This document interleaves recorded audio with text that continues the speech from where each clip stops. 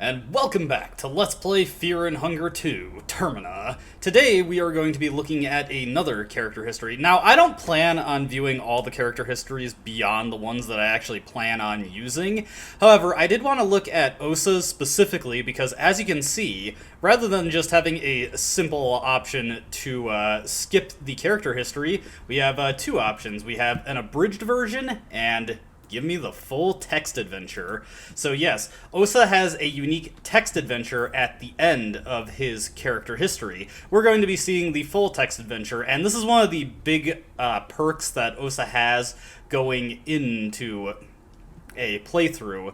If you do this text adventure correctly, we can get a lot of good items. Now, you can also take an abridged version, which will only hit the important choices in the text adventure that give you the biggest rewards, but it is definitely worth your while to look up a route through the adventure that gets you all the best stuff, because doing the full text adventure gets you some excellent rewards and gives Osa one of the best starts in the game, so let's do this. Now, the standard history is not too different from other characters to start. It doesn't really start to get really different until we get into the text adventure proper. And these first two lines are the same for every character. Every line after, though. You were born and raised in the raging hearts of Abyssonia, the continent with a long history embedded with chaos and warring factions. Those fools. The people around you waged wars over ancient disputes and grudges started by long-gone ancestors. It's not exactly clear where Abyssonia is relative to a real-world map, but it seems to be somewhere in northern Africa. But that's how it has always been. The people of Abyssonia held ancestors and their spirits on a godlike pedestal. But it's not like it was any better in the north, in the continent of Europa. Those fools worshipped ancient deities that none of them had ever seen with their own eyes. And they certainly had their disputes as well. A great war after another. What's worse, their disputes didn't stay within their borders. They dragged everyone into their mess. They had their eyes set on Abyssonia because of its strategic position in securing an access to oil and other raw materials from the east. It's only a matter of time before their troops would march on your land.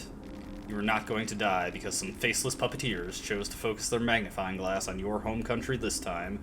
Despite your young age, you decided to leave. Your siblings and mother would mourn your departure. They wanted you to have something to remember them by. This is one of the few options where you get a clear indication of what you're going to be getting. The Chok Chok is an accessory that gives you an extra 20 magic power when you equip it. Very, very good for magic builds, and especially for a skill that Osa learns later. Of course, we could also take a Soul Stone and get a free skill to learn the first time we use the Hexen, but I find the Chok Chok is much more reliable because, or a much better choice, because there's only one you can reliably obtain in the game, and otherwise you're dependent on RNG to get it, and the one you can reliably get is at the end of the game. So I would highly recommend taking the Chok Chok. You had considered yourself as successfully dead inside, not swayed by emotions, but it took a lot of effort to convince yourself that you wouldn't miss your family. You still obviously had weaknesses to weed out. You headed to the City of the Sun, Amon, to educate yourself on spiritualism and religion. You were no, I'm guessing that's supposed to be slouch, physically, but you always considered your intellect your true forte. And just like that, you were accepted as an apprentice after some preliminary tests. At the same time, the news about the Great War closing Abyssonian borders were all they could talk on the radio. Amon was far from the borders, and would probably remain safe for a good while, even after a war broke. You figured you'd still have plenty of time to learn at the temple and leave the country before it was too late. At the Temple of Amon, you were given a choice to learn various different schools of spiritualism. So, we get three options here. Learning the methods of your home country will teach you meditation. Meditation is a skill that has a bug that makes it better and worse than it's supposed to be. It's better because, one, it has the effect of its upgraded version, and also there is a bug that causes it to activate when you use an item, even though it's typically only supposed to activate when you use a guard. It's worse than it should be due to bugs, because Perfect Guard, if you happen to have that skill also, overwrites it. And I've had at least one situation where it seems like meditation conflicts with getting just guards on coin flip attacks, so be cautious in those situations.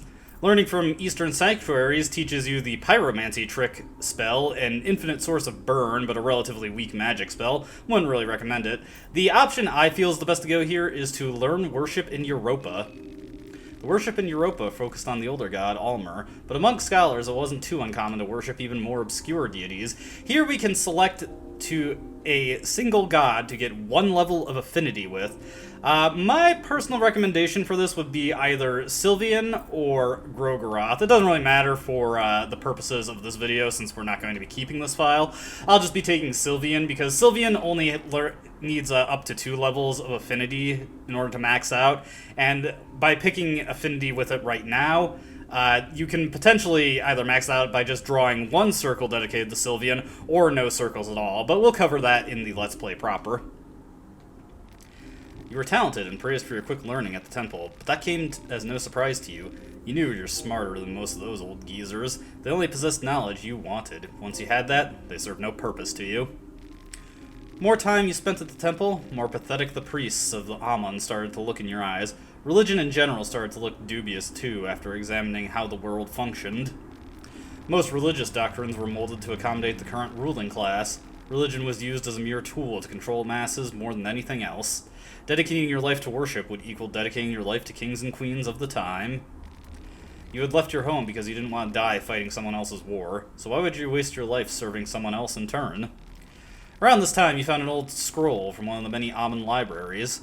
The scroll mentioned an old sect of magical practitioners originating from Eastern Sanctuaries whose worldview seemed more appealing to you. Yellow Mages differ from your typical priests. Instead of dedicating their lives to worships, gods existed for them. Their force was to be harnessed to further one's own personal growth and agenda. Instead of finding order from the commandments laid out by the older gods, Yellow Mages reveled in chaos. Chaos was the natural state of the world, the natural state the world would return to time and time again. So why even try to force it to anything else? You quitted the Temple of Amun and decided to head east in pursuit of these Yellow Mages. You traveled beyond your home continent, ultimately finding yourself at the narrow streets of the Eastern Sanctuaries. You got acquainted with the local temples. Even they had adopted the worship of Almer as their main religion. Eastern Sanctuaries were no better than the temples of Amun in that regard. If anything, religion was even more prevalent there and dictated the way people were to live and die. You were looked down upon by the scholars and religious leaders of the area because of your very public opinions. That didn't bother you. You knew better. In time, your conviction convinced the facets... In time, your conviction convinced the facets you wanted. You were approached by a group of traveling mages who wore colorful attires. The Yellow Mages that were still around in this day and age were reduced to small separate groups wandering around the world to study all fields of the otherworldly. The group saw the potential in you and offered a place among them. You liked what you heard and decided to join the wandering group. What did you specialize in? Here you can learn La Danse Macabre by learning basic techniques, a skill on Osa's Hexen, and one of the most broken skills in the game. Or you can learn Advanced Magic and learn the Hurting spell. It is a spell you get from just having 1 level of affinity with Grogaroth, so I don't really consider it saving you much time. Also, Hurting is just an awful spell, so I really wouldn't recommend getting this. Let's learn basic techniques. This will allow Osa to break into his more powerful skills earlier the first time you use the Hexen. You learn La Danse Macabre, the traditional dance of the Yellow Mages that channels otherworldly powers close to you. Your path of learning and self-growth knew no end. Your travels brought you to a small border town in Eastern Sanctuaries. There you met a curious person, Hadil Azif, a self-proclaimed wizard from the Far East. Despite his pretentious appearance, his family name Azif was well known and even somewhat feared in certain occult circles, which gave his claims at least some credibility. He was gathering a group of adventurers to accompany him on a perilous quest. He had inherited a map from his late grandfather that was supposed to lead him to the infamous dungeons of fear and hunger itself. The place used to be a noteworthy location of pilgrimage for many aspiring mages and priests in the distant past. The Yellow Mages you had spent time with previously told ominous tales about the dungeons as well. Initially, you dismissed Azif's talks only to be haunted by the most brutal nightmares on the following night. Something was calling for you. You had to witness the place for yourself. You joined the motley crew of adventurers Azif had managed to put together and traveled through war-torn Europa. Most of the crew quit halfway to London because of how difficult it was to cross borders during those chaotic times. The closer to the destination you got, more feverish your dreams became. The remaining members of your ragtag fellowship were visibly sick from stress and otherworldly pressure that had fallen on you the moment you set out on your quest. The breaking point was the day you were to finally arrive at the dungeons. A heavy fog drowned your camp and made navigation impossible. Using a compass did no good, as the thing was just spinning circles wildly. Distant growls and howls created unrest. Not that there was any need for that, as superstition and constant misfortune had already convinced your fellow travelers that this trip was cursed from the start. Your companions panicked and scattered to the mist. Azif himself had been sick from constant nightmares for half the trip already. You left him curled up in a fetus position in his tent and ventured forward on your own. And thus we enter the portion of the adventure where Osa visits the Dungeons of Fear and Hunger, the setting of the first game. After walking for a while, you started to make out something behind the thick white veil. The mist revealed structures of some kind. You got to a set of old ruins, or they looked more like a measly pile of rubble now. If it wasn't for the dreadful aura emanating from deep within, you couldn't tell there was anything remarkable about this place whatsoever. Near the main entrance arch, there was a makeshift archaeological site with tents and digging equipment. The site looked abandoned on the other side, and there was a side entrance to the dungeon with stairs leading down to the darkness below. Now we actually get to examine the various areas and actually move on. Now I'm just going to, for the sake of brevity in this video, just take the most direct route for getting through the Dungeons of Fear and Hunger, and also getting all of the good stuff that you can get along the way. Important to note, even though this is apparently a flashback, there are game over states in this text adventure, so be wary of what you pick. The moment you stepped inside the dungeon walls, you felt immense otherworldly pressure.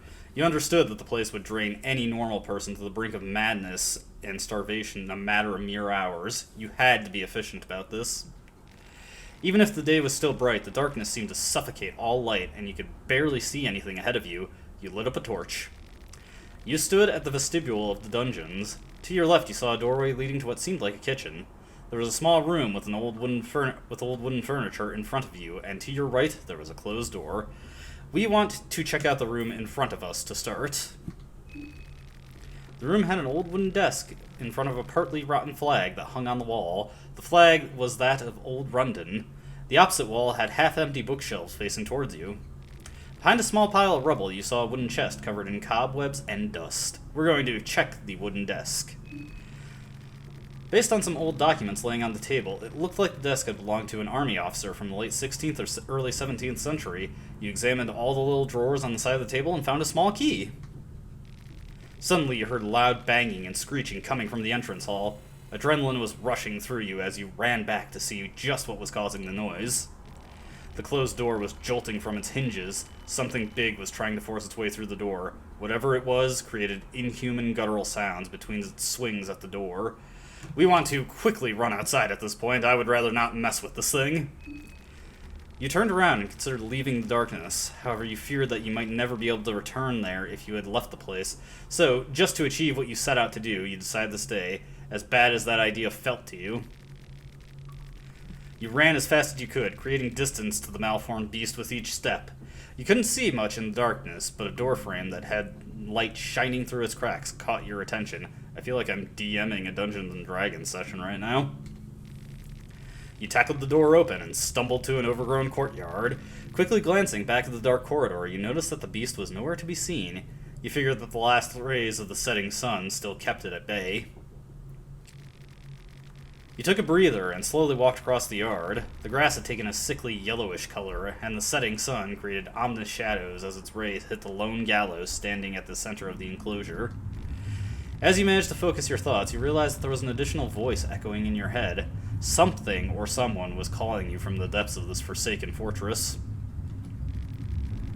There was something very curious about this echo. You needed to find its source. It's not like you had a choice but to delve deeper as the sun was rapidly setting down, stripping you from the last barrier that kept the murderous beast hiding in the shadows. The courtyard led to another door to darkness. You pushed forward. You were at the foyer of dungeons. The hall was large. To your left was the lavatory. To your right, there was a long corridor leading to total darkness, and before you rose a large stairway up. Now, if you would like to get yourself killed, you can go to the lavatory and jump into the toilet. A running gag in these games, but we're just going to check the stairway.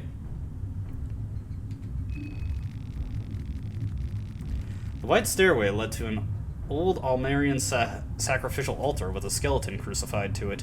Next to the altar, there was a side path leading deeper inside the fortress. We want to check the side path. That crucified corpse is a reference to a means of gaining god affinity in the first game.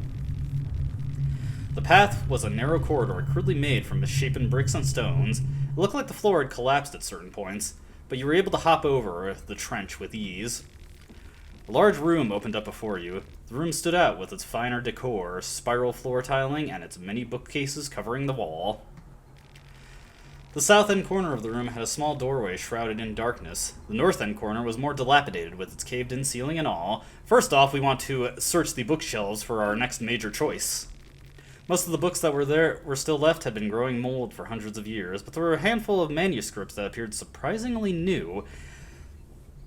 Now, you can pick a skin Bible of your choosing here. My personal recommendation is Grogeroth, but if you want to go for some sequence-breaking stuff, you could choose Rare as your Europa God to study earlier, and then pick the skin Bible so that you can get his skills much faster. But my personal recommendation in most playthroughs would just be Grogeroth. You got the skin Bible of Grogeroth. The manuscripts all seem to be part of a bigger compilation, and you would have loved to have them all of them with you, but you had a job to do, and you couldn't burden yourself with too much extra luggage. A large room opened up before you. The room stood out with its finer decor, spiral floor tiling, and its many bookcases covering the wall. It looks like the text is just repeating there, so we want to check the doorway now. Torch slowly lit up the small room and revealed a wooden desk with drawers, a carpet that was from Eastern sanctuaries judging by its patterns, and a partly eaten corpse that seemed to be part of an archaeological expedition. Now, you don't have to do this, but we're going to search the desk, and we are going to search it 11 times. The desk was trashed. Someone must have searched the desk. Most of the valuables had been looted a long time ago already. Opening a drawer revealed an old, dusty letters of no importance. The bottom drawer, however, seems to be stuck. So, let's just force that open. Kick the drawer a couple of times and manage to force it open. A lucky coin rolled out of the drawer. Faint whining and moaning could be heard from partly an archaeologist. The corpse was trying to get on his feet as it stumbled up, and a group of keys fell from his lap. He picked up the prison keys. Slowly, one step at a time, the ghoul approached you with its mouth stretched unnaturally open. We're just going to ignore it and return to the foyer.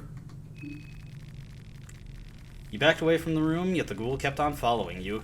You cautiously hopped over the collapsed floor in the corridor leading up to the library. The creature was not agile and instead face-planted on the ground as it tripped on the rubble. The ghoul was waist-deep in the trench and unable to climb back up. Desperately, he tried reaching out for you with his blood-soaked hands. The whines and growls turned into agitated shrieks as it furiously tried to snatch at you. It looked like the creature was stuck. You figured you'd best leave this area for now and explore elsewhere. You're at the foyer, blah blah blah. So let's check out the dark corridor. Your torch slowly pushed away the darkness as you advanced towards the unknown. The further you got, the stronger the echo inside your head became. You couldn't make out words clearly, but this was definitely the right direction to head.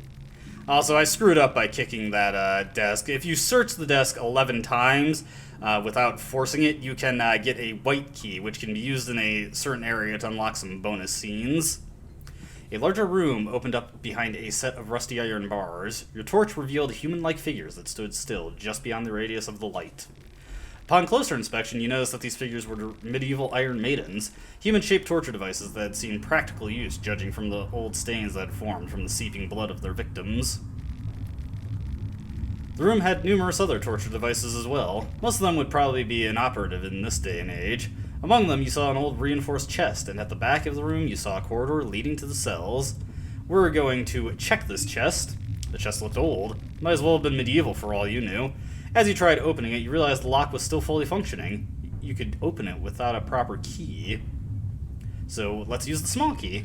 You opened the chest and found 2 bear traps. Very nice. You felt a cold draft run across the chamber. The draft seemed to be guiding you towards the dark corridor at the end of the room. So let's check that dark corridor. Loud creaks and groans could be heard behind you. Something big had just entered the foyer. You figured it must have been the malformed archaeologist from before. The sun must have set, which made it possible for the creature to advance through the courtyard. The creature must have had your scent, as his footsteps clearly closed in on you at a rapid pace. You had to act fast. The corridor that opened up was a long one, with multiple cell doors covering each side. At the end, there were large bars sealing off a staircase. Only a rusty old lock stood in your way towards the deeper darkness. Check the gate.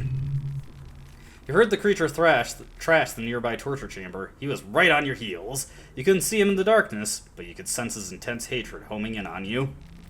The gate was locked with a reinforced lock. You tried to remain cool as you hoped for the prison keys to work.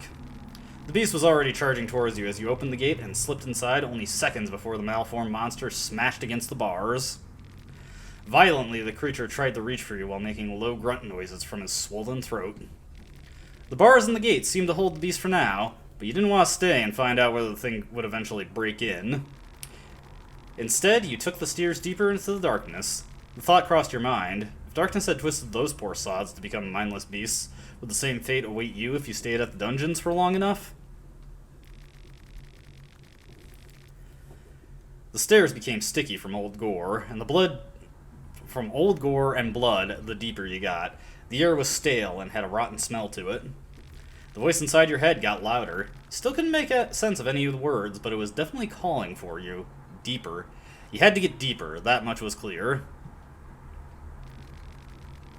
You entered a huge chamber full of partly buried skeletons and rotting corpses laying about. The ground had a thick layer of dried blood and filth which had accrued around the chamber walls over the years.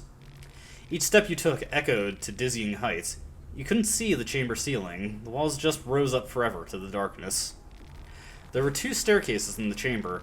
One led to the ground level you had just escaped, while the other one led to lower levels. In the middle of the chamber, there was a rather new-looking wooden contraption. Alright, let's take the stairs down. The stairs leading down were sticky with the grime like everything else in that chamber. A cold draft moved you along to the chasm that awaited you at the bottom. A giant underground ravine opened up before you. Even your torch couldn't properly light up the area. There were iron grid platforms suspended above a seemingly bottomless chasm. The platforms were mounted on cavern walls and linked together with a shaky-looking bridge. The side you were on had a few individual prison cells in a row. What awaited you on the other side of the bridge was shrouded in darkness. Well, let's throw caution to the wind and just head over the bridge. You cautiously walked up to the bridge. Just putting some weight on the thing caused a couple of nuts and bolts to fall down to the endless depths. You braved across it. The bridge felt like it was about to collapse at any moment, but somehow it remained together. The other side of the ravine was more or less identical to the one where you just came. There were 3 cells in a row. At the end of the platform, there was a corridor leading all the way from the ravine back to solid ground. Alright, we want to go to this corridor. The corridor took you to a small intersection. To your left, there was a doorway to a small room, and to your right, the corridor continued deeper into the darkness. Well, let's check out the small room. Sounds like a good idea to me. The room looked like it had once belonged to an army officer. There were numerous weapon racks in the room, positioned next to an empty shelf. At the back of the room, there was a wooden desk with an impressive-looking leather recliner behind it. Behind the desk, you noticed a small cast-iron chest and what seemed like a rusty lever. Well, first off, we want to check the weapon racks. There were a few swords and spears left on the racks. It looked like there might have once been more, but looters had probably taken everything that looked half-decent and valuable. One of the swords wasn't complete rubbish, and one of the spears appeared to be in surprisingly good shape. You didn't carry both around. You didn't want to over-encumber yourself, after all.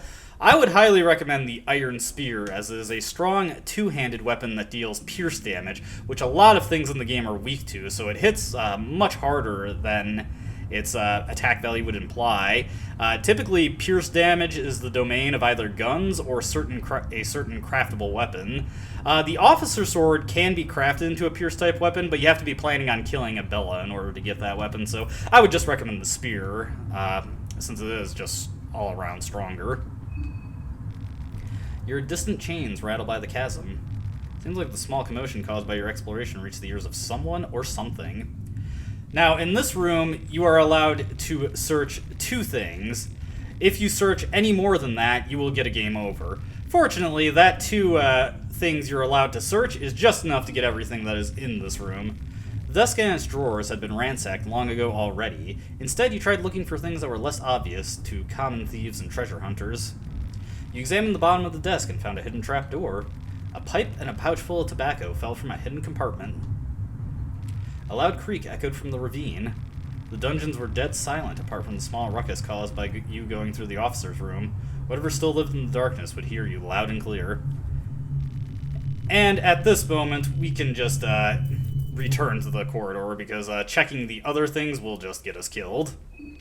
The corridor took you to a small intersection. To your left, blah blah blah. So let's see. This time around, we want to head deeper to the darkness. You torch, push you away the darkness. The dancing light flickered on a lone skeleton chained on the wall. The corridor circled back to the great chasm and its suspended platforms. The gridiron bridge connecting the 2 sides completely collapsed on this end of the ravine. You noticed a rope tied on the platform. On the other side of the rope, you saw a corpse belonging to the archaeological expedition. This person apparently hanged himself. The horrors of the dungeon must have been too much for him. Well, rope is always helpful. Let's take that rope. You pulled the corpse up. You were right in your assessment. The person had modern clothing that looked like that of a stereotypical Western archaeologist. The person had nothing of value. You did pick up the rope, though. The gridiron bridge, blah blah blah. So, let's just head back now. Your footsteps were the only thing echoing in the air, apart from the occasional water droplet heard in the distance as you headed back. There was a doorway to a small room on your right, and in front of you was a vast open area with all the cells. The prison area. Alright. You're standing on a gridiron platform, though, suspended above the dark ravine. Blah blah blah. Let's see, entirely with the crow. The side you were on had a few individual prison cells in a row, from which you initially came. Now that we have the rope, let's return to the upper floor chamber. As you walked back up, you once again heard the echo inside your head. This time you could almost understand some words. Deeper. You must delve. Deeper. The correct path must have been somewhere at the bloody chamber.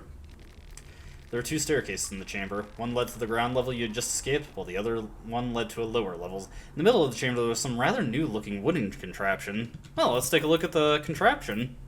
You didn't notice the gaping hole at the center of the chamber until you got closer and your torch lit up the surroundings. The wooden contraption had been built around it as a freight elevator of sorts, lifting and lowering items and people, if necessary.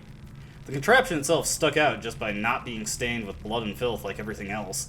Judging by some of the equipment around, the elevator must have been used by the same archaeological expedition that had set up the tents outside. You could have used the contraption yourself, too, if you had some rope with you. Well, conveniently. You tied the rope tightly to the wooden beams and threw the loose end down to the pit. A cold draft could be felt coming from the depths below. You headed down. You climbed down the claustrophobic, bloody pit. The pit opened up, and the area revealed itself was even more open than the ravine upstairs. There was a huge cavern beneath the fortress ruins. The rope ended up on top of crashed wreckage. An iron cage had crashed on the rocky ground from the pit you came from. Closer inspection suggested it was an elevator of some kind. Needless to say, it wasn't functional anymore. You stood on solid ground next to the wreckage. The cavern was huge. Your torchlight left you standing in the middle of the darkness with no points of interest apart from a makeshift campsite with a couple of tents and some archaeological equipment.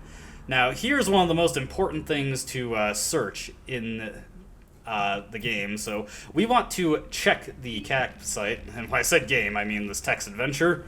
As you walked up to the tents, you noticed that there were no signs of life there. The archaeological crew was gone. Shocker.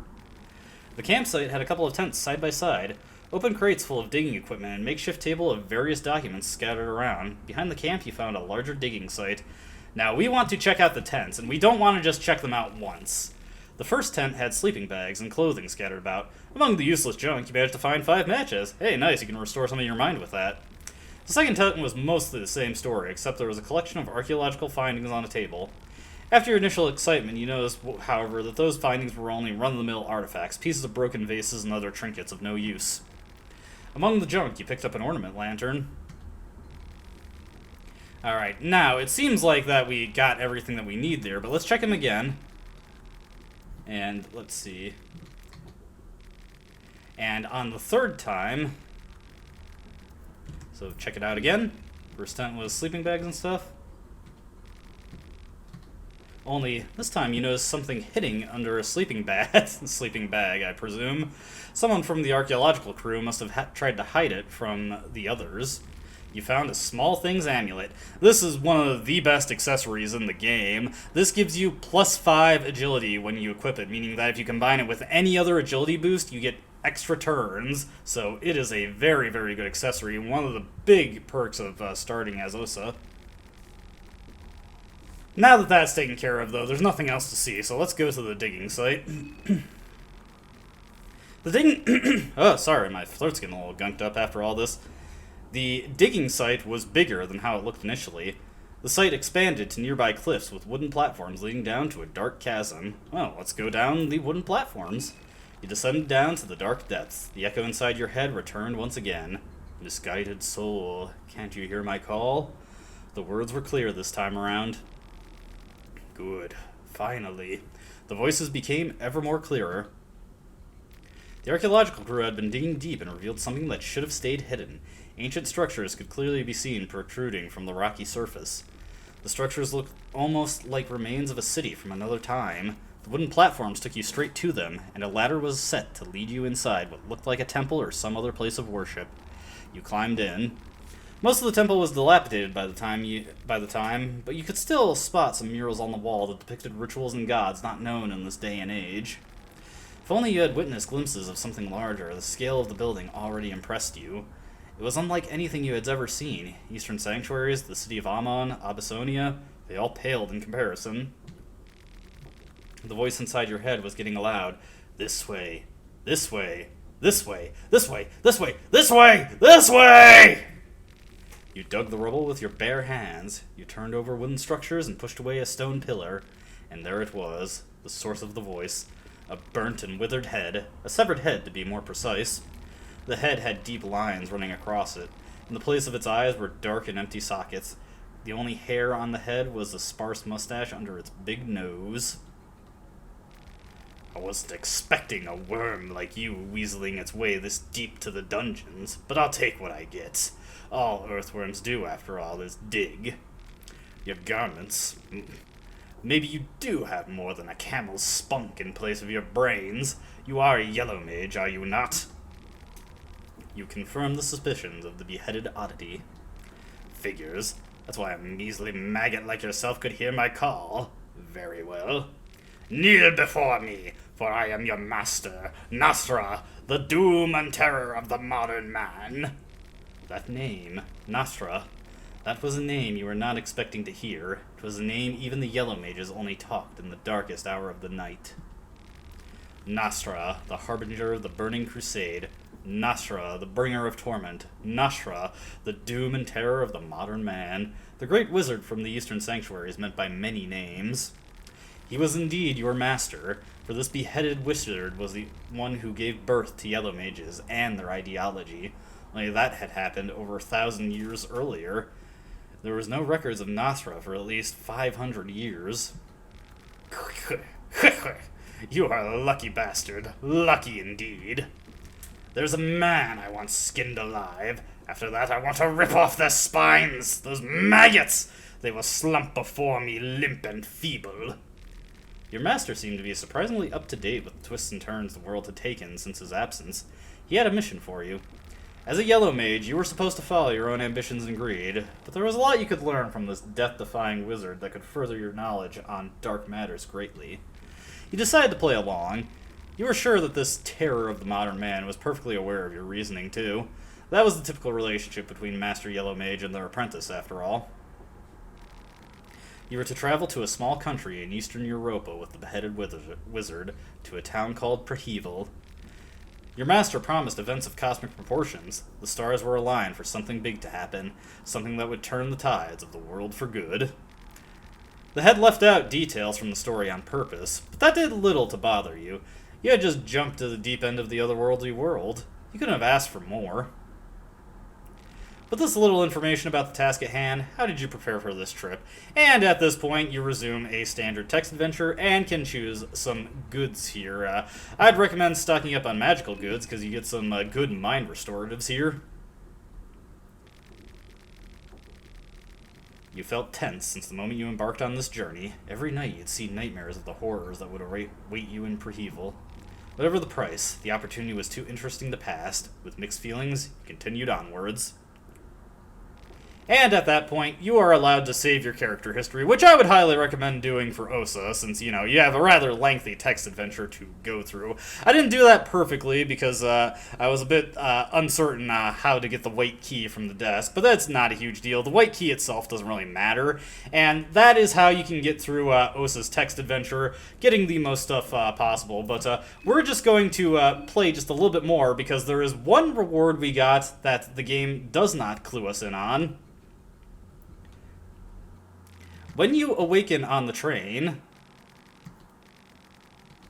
I trust you got the gist of things. Let us proceed. We have work to do. Something seems off, though. This is not Moon God's usual modus operandi. Trust no one. But me, obviously. As long as you do what I say, I don't actually care about the trust part, either. Now move it, maggot!